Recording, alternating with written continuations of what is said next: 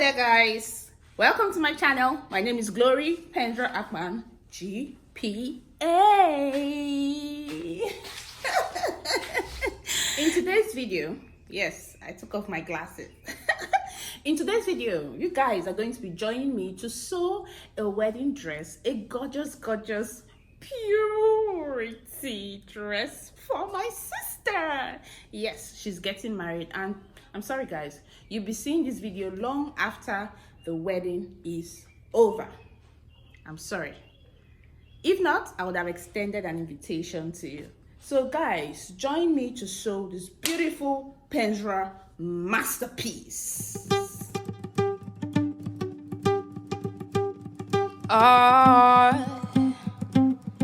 Pantana ripiti Tupac.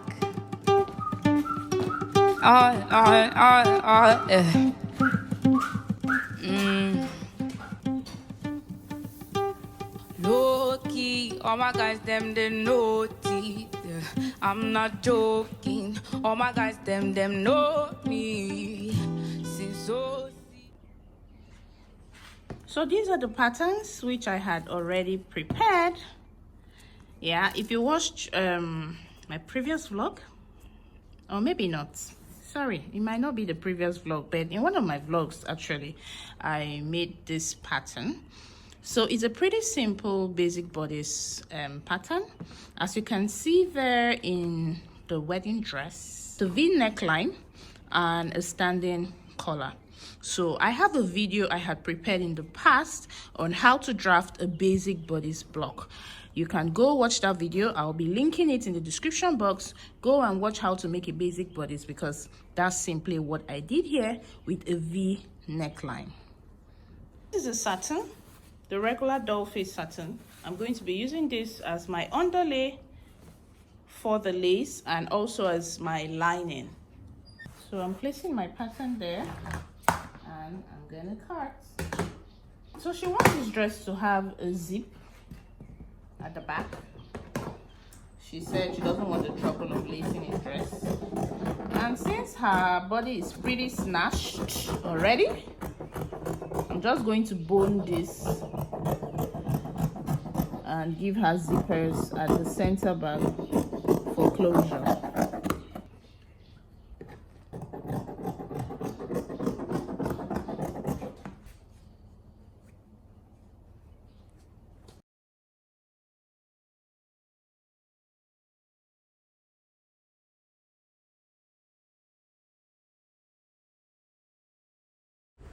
So that is the center back pattern or piece, and as you can see, I had made room for zip allowance. There's absolutely nothing wrong with having a zip in a wedding dress, although we have the trend right now of lace up bags and snatching and boning and all that.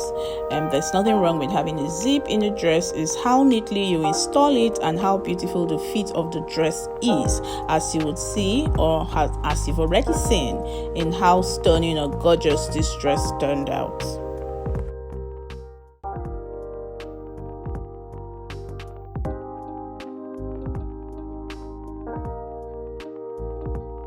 So there I have cut out my underlay and the lining as well. So we're going to be cutting the lace up next. So I'm looking at the waves on the lace. The lace has some sort of wavy pattern, and I'm trying to get inspiration from there so I can place it around the neckline. I think I've seen a pattern I can follow. Do you see this? Do you see that sort of V shape coming off from the center here, there and there? I think I'll just follow that pattern, which might lead to a lot of wastage of the lace, but it needs to be done. So the designer's got to do what the designer's got to do. All right, let's place on fold.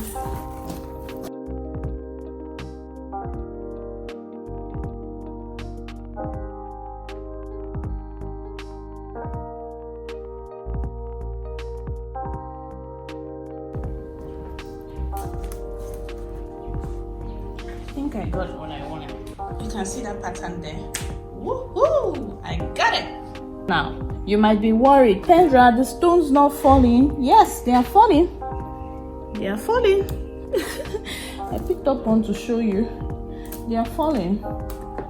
These are the stones and the beads. There they are. They are falling off.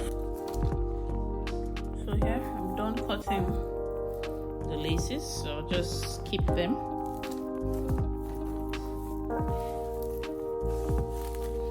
So we are ready to go to the machine.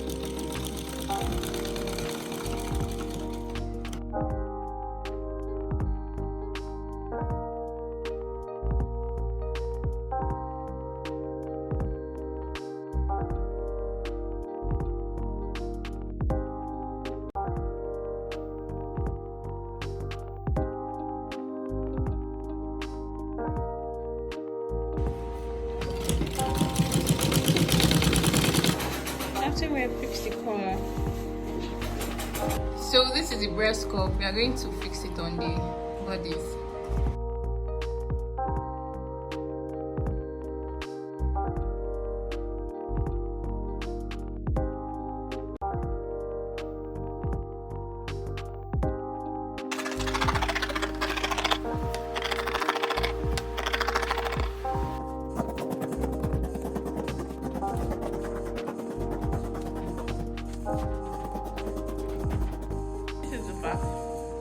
And that's the center back there. So I want to make an overlapping slit. That's why I have that extended at center back. So yeah, there at center back I have my zip allowance. You can see the chalk running down. The zip allowance is about 1 inch.